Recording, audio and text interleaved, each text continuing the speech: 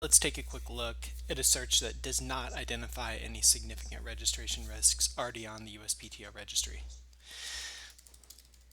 Say the client wants to search for the mark vaulting green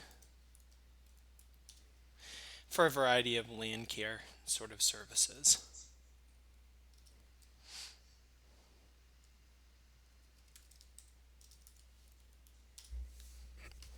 Again, you can enter as many or as few products or services as are relevant for the client's mark.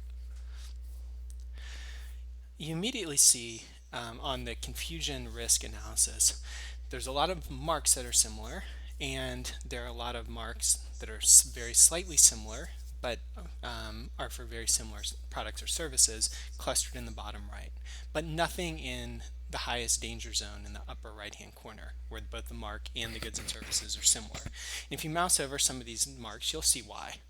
There are a few registrations that are on the principal or supplemental register that contain the term vault, which is, as you see from the chart below, vault and vaulting graded out as quite distinctive for the relevant services, whereas green, if you mouse over, shows up as very weak, heavily diluted, shows up a bunch in IDs, and is very frequently disclaimed.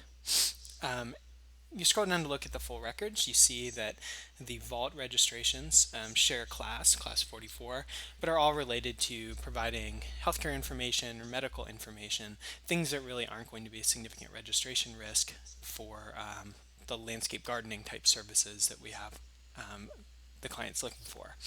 In the bottom right hand corner, you see that there is a crowded field of marks that contain the term green for landscape gardening, exactly as you would expect. All these share a weakly weighted term, but none of those ultimately pose significant registration risks either.